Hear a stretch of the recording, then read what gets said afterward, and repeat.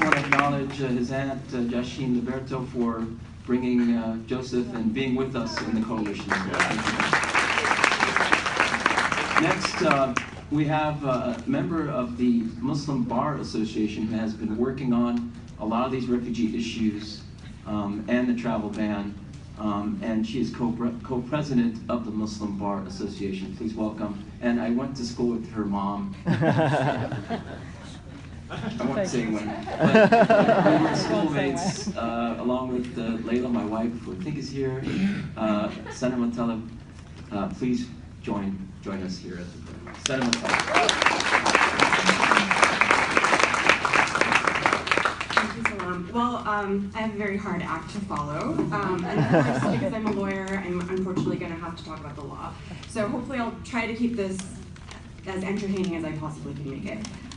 It is often said that America is a country built on the rule of law, namely the US Constitution, and I'm here today to speak briefly on what that means and how it affects all of us, especially in the current national climate. People have varying reactions when the word law comes up.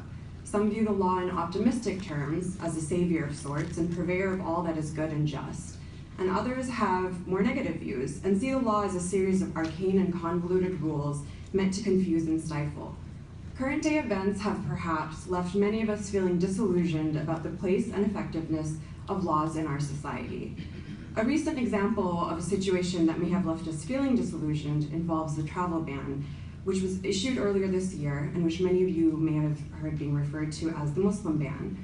As you likely know, the ban intended to keep nationals of 6 Muslim-majority countries out of the United States, including refugees and those seeking asylum. We watched as people were detained at airports. Perhaps some of us were directly affected ourselves. Many of us wondered what was next and worried over the safety of our loved ones. This ban, issued in the form of an executive order, may have made some of us question whether the law was being turned against us and whether the promise of equality under the law was being taken away from us. The founders of America wrote the US Constitution in part with the hope that it would protect the citizens of this country from injustice, tyranny, and oppression. And though the Constitution itself is in so many ways timeless and truly a work of genius, it's a document that codifies equality and justice for all, we also know that throughout history, sins have been committed in its name or contrary to its doctrines. Does this notion of a guiding text being misinterpreted and misused sound familiar? It probably does to the Muslims in the audience. Muslims consider the Quran to be timeless and see the values of justice and equality at its core. And we have witnessed the Quran and its messages of peace, equality, and justice being twisted and misconstrued in order to commit injustice. These days, Muslims have often been forced to come to the defense of the Quran and its true message and the values that it stands for.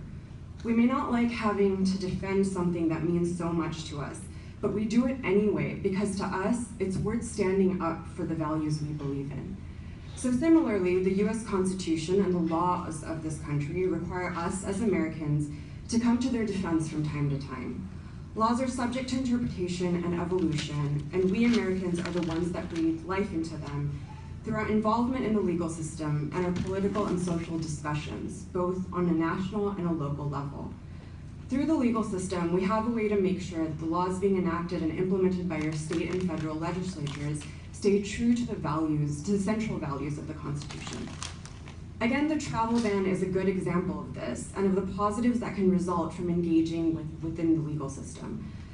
Though the Supreme Court has yet to definitively rule on the ultimate fate of the travel ban, which they will do this fall, we saw Americans engaging with the legal system within hours of the ban being enacted. I was at the airport that weekend along with many of my colleagues from the Muslim Bar Association, and what we saw gave us so much hope. Lawyers from a variety of backgrounds flooded the airports and the courts in defense of those targeted. Legal organizations and law firms reached out to us to offer their support and resources. And the victims of the ban, despite the pain and suffering that they had been through, came forward and volunteered to tell lawyers their stories and to be plaintiffs in lawsuits. And of course, we watched courts and judges around the country issue blistering opinions and injunctions against the ban. Most importantly, we saw everyday people, our fellow Americans, come to the defense of Muslims and all the people affected by the ban. with so much love and conviction. What we saw at the airport and beyond was what the founders of America hoped for. When the core values of the Constitution were under attack, the people came together and pushed back. Americans effectively used the legal system and the courts to protect the American values that we are so proud of. And that is what we must take away from this difficult moment in history. So I leave you with this. The law is not something to be feared. It is not something to roll our eyes at, nor can we just assume that the laws will magically lead to the right results without the participation of us, the citizens. Instead, the law is something to be engaged with. We must all continue to stand up and speak up outside and inside of our courts. This is the necessary and difficult work of citizenship, and I hope that you will be ready if and when you are called upon to do it. The events in Charlottesville last weekend tell us that there will be many more debates about the Constitution and our nation's laws, and we must be ready to engage our courts in this discussion.